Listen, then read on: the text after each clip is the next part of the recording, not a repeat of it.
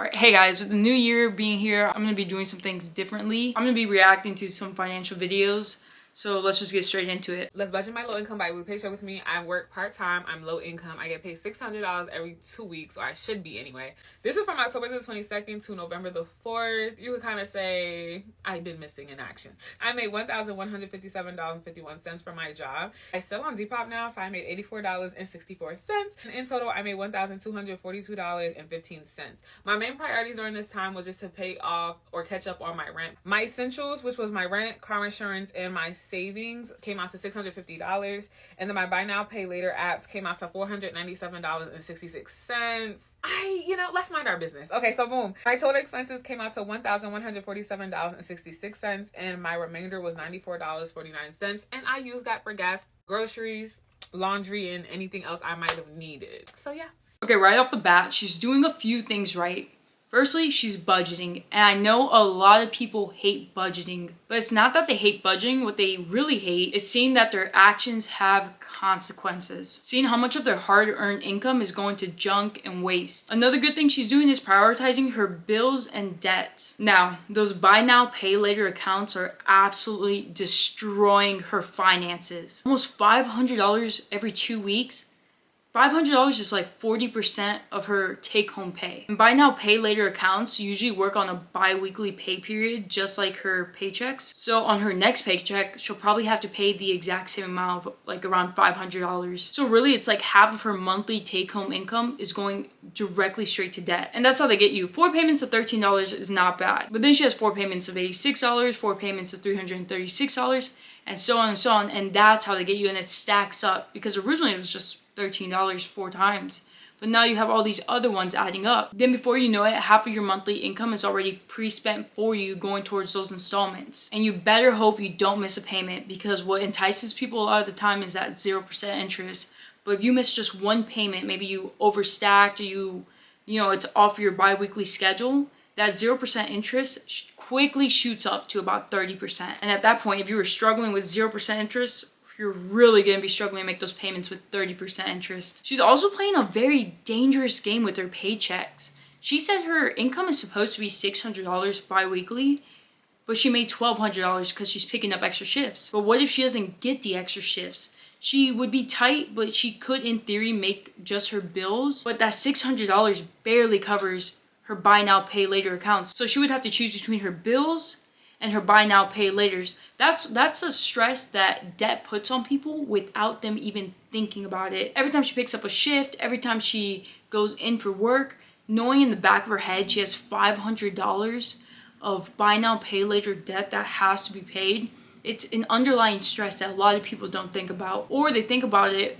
subconsciously, whether they want to admit it or not. So although she is paying her bills, she is living way above her means. She cannot afford that lifestyle. What she needs to do is finish paying off those accounts. Like, let's say she pays off her Klarna, close the Klarna account. Pays off Afterpay, close the Afterpay account. If you don't have it, you can't use it. If you have it, you're gonna be tempted. Something that I've been seeing online all the time right now is like, everybody's broke, everybody's broke. One of the things that I learned most often is it has nothing to do with your income. It has everything to do with your spending. So many people in this day and age are spending outside of their means because they're looking at people online. You never know.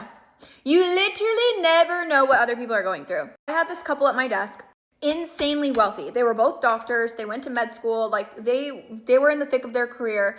$450,000 income between the two of them. $450,000 a year. They were sitting at my desk and they wanted to get a new car. Our underwriters did not approve them. They said absolutely not. And I will never forget the man looking at me and was like, wait, are we broke on paper? Like, I don't think he had realized the amount of things that they were purchasing. Cars, houses, vacations. They had a shit ton of student loans backed up. Like, there were so many things that was on their credit that they had no idea. On paper, they made nothing because the amount spending out and the amount coming in barely matched up. I want to stop it right here because this is a perfect example of lifestyle creep. More money, more problems. They have an incredibly strong income. They make more than 98% of the world will ever make in their lifetime income-wise. I would be willing to bet that most people would say man, if I just had 1 month of their income, all my problems would be solved. You know, $450,000 divided by 12 months, you're looking at about $37,500. And let's say, and this is shooting kind of high, 40% goes out to taxes. Your take-home pay, them together, is still $22,500. That's insane to think about. Do you know what I could do with that kind of money? $22,500 after taxes hitting your bank account every single month. You know, when people make almost $500,000 a year and they have all this debt and they're struggling, it's almost kind of hard to have sympathy for people like that, especially when you're struggling and you make a low income. It's almost kind of hard to feel bad for people like that, right? And you think, how do people like that get into debt? How are their lives crumbling? And a different way to think about it is, so let's say person A was short on their car payment. They're short about $300. So they have 1 month to come up with $300.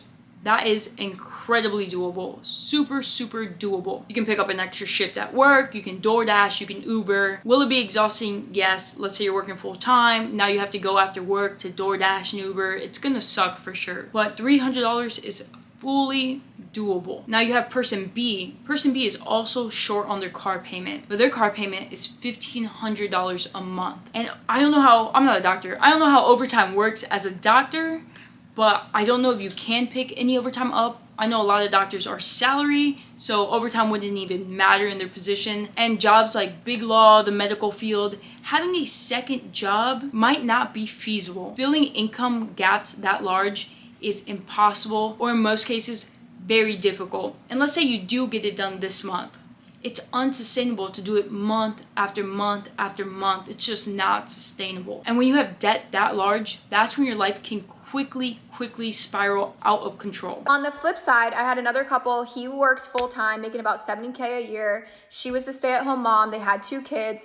Granted, they were in the public school systems. They didn't go to private schools, but this family flourished on paper. They lived within their means. They didn't have crazy expensive cars. They didn't take wild vacations. Granted, they did take annual vacations every year. They said it was a family tradition that they had to go on vacation.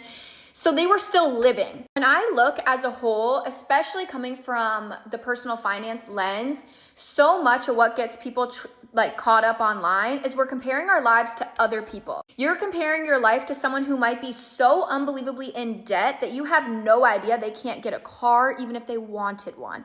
There's no way they could even get a line of credit for $1,000, even though you know damn well they're both doctors. They make $400K a year. What do you mean? They're like, you're comparing to that when in reality, that's not the case for everybody. This is one of the downsides to social media, and we've seen it for a very long time now, that we get in this comparison game. We want to keep up with the Joneses, and now it's getting even more of a problem. Financial freedom means different things for everyone. Not everyone needs to be a multi-millionaire to be happy and free. Having a stable, secure shelter, like a paid-off house, it's mentally and financially freeing. Having a 6-month emergency fund, a reliable car, etc., can make you happier and feel much more financially free than your neighbor who just got that nice 2026 brand new car in their driveway, but they're mentally taxed trying to make the payments. You might not even know that, but they're mentally taxed trying to make the payments. And let me tell you, mental stress can turn into physical stress and physical illness very, very quickly if you're not careful. That video we watched of the First Lady budgeting her income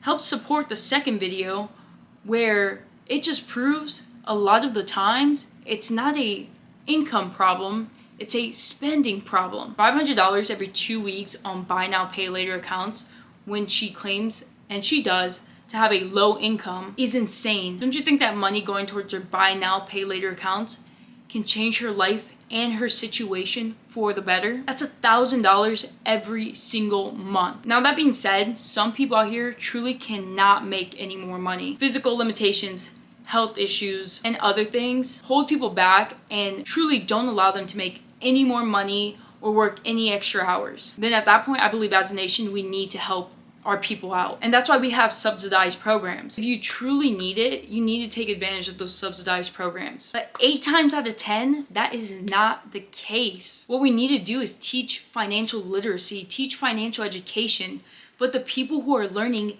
need to be willing and wanting to learn it, or they will never change or grow. Unfortunately, people don't want to learn about finances until they've hit rock bottom. People have it backwards. When your economy is bad, it's time to tighten things up and just focus on surviving. But when your economy is great, that is not the time to start spending on everything you want and enjoying every single little thing in life. That's the time to set yourself up so if your economy is ever bad again, you can be protected. And notice I said your economy and not the economy, because finances is very, very individual. Yes, the actual economy has a role in everyone's individual finances. But whether you want to believe it or not, right now, January 2026, not everyone is financially struggling. Yeah, the economy's bad, but not everyone is struggling or suffering. But then at the same time, a lot of people are drowning in debt. A lot of people feel like they're working non-stop and have nothing to show for it. Broke, stressed, and wondering where their money keeps going. Yet at the same time, some people are more financially free than they have ever been in their entire lives. Whether people want to admit it or not, your finances dictate every single aspect of your day and life. You can work hard when you're young, or you can work harder when you're old. And I wanted to go through some comments on the last video because they're very split and I find it to be very interesting. The cost of living has increased. Rent, mortgage, bills, grocery stores, while salaries haven't. After watching Caleb Hammer Financial Audit, I now realize that people just spend way above their means. My focus for 2026 is actually getting out of debt and living more within our means. This really helps. This is true, but also me and my husband both work full time. We both drive used cars. Between rent, bills, groceries, gas, car insurance, we don't spend money on unnecessary things. This may be some people's reality, but this is not everyone's. Most people today genuinely spend what they can on their basic needs. Let's not downplay the economy right now. We're gonna start off with that comment. I think that comment is very, very interesting because if any of you have ever watched Caleb Hammer, and I'm sure most of you have, at the beginning, he does a very interesting approach where he lets people say what they want to say. Most of the time, people go, we're not spending on unnecessary needs. We're not spending on this. We're not spending on that. Just our necessities. And then when he pulls out the statements, it's like $800 from going out to eat. But we have to eat. You don't have to eat out. It's like $700 from miscellaneous stuff. I feel like that comment is missing information. There's no way if you and your partner both work full-time, 40 hours a week, let's say you get paid bi-weekly, that's 160 hours together. When you guys get paid, drive a used car. So that implies either your car is paid off or you have a very low car note and you don't spend any money on unnecessary stuff. Something's not right. Your rent's way too high. You're living outside your means. You're paying more for your car than it's worth. Your car insurance could be high, but I live in Michigan. Car insurance is high here because it's a no-fault state and you're required to have health insurance to have car insurance. And if you don't have health insurance, they added to your car insurance. It's a bad system, but it's very expensive in Michigan. So I see the comments are basically split into 3 different categories. This is good advice. We're trying to change our lives. I work in this field of finance and I see this to be true. And it's not possible. We can't do it. Already giving up before you've started. And I hate to use the phrase victim mentality, but some people are already saying they can't, it's impossible. They're giving up before they've even started. You might not be able to pay off the debt tomorrow, but you can make an effort today. Look at your schedule. Are there any shifts you can pick up? Look at your statements. Are there any subscriptions you can cut? You can stop adding to your debt today. Stop swiping your credit card. If you can't afford it, don't buy it. A lot of food banks get funding based off how many people actually go. So you're not taking resources away from others. Plus you're broke. You need the resources. Especially if you're saying you're that broke, you definitely need the resources. Budget. I know it's scary to open up your bank account and look at how much money you have and see exactly where your money's going. But there's only 3 ways to get out of debt. And you need to realize which one you need to be doing. Spend less money. You need to make more money. Or you need to do both. There's no other way around it. And you can sit here and complain and complain and complain. I can't. It's not possible. The economy. But at the end of the day, person A is going to change your life. And person B is going to be stuck. And when you're both older, person A might have sympathy for person B. But they're going to have sympathy from a life of comfort. A house. Money coming in every month. Comfortable retirement. Comfortable finances. And person B is still really going to be stuck in that mindset of, I can't do this. It's only gotten harder. You didn't suffer when you were younger, So now you have to suffer when you're older. I personally believe you need to have a small savings before you can even start tackling debt.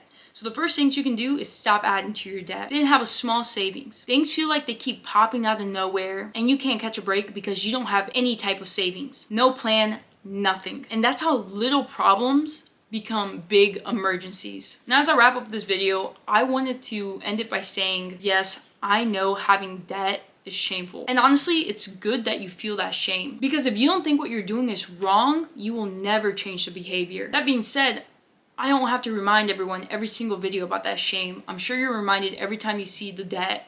I'm sure you're reminded every time you open your bank account. So you don't need to be reminded about that shame every single moment of every single day. I also don't want to enable the behavior. I can't legally give you financial advice, but I can tell you what I would do if I was in that situation, how I would handle it. I want to help people move forward in life, but you can't move forward in life if you're paying for the actions of your past. There's something you can do today that's small. When I was first getting started and changing my life financially, I unsubscribed from all email, text, promotional notifications, everything. PacSun and Abercrombie had me in a chokehold. I'm talking about a chokehold. I always felt like if I didn't act on the sale, I'd miss out on my opportunity to empty my cart out for a cheaper price. I would make up excuses as to why I need to buy stuff. Swimsuits in the winter, well duh, they're cheaper than if I buy them in the summer.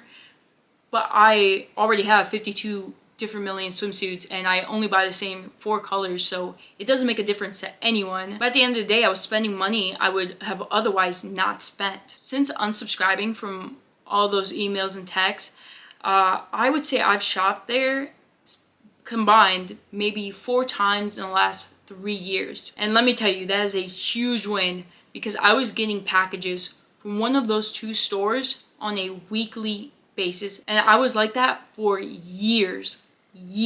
Half of those clothes, I don't even know where they're at. I wear a lot of them.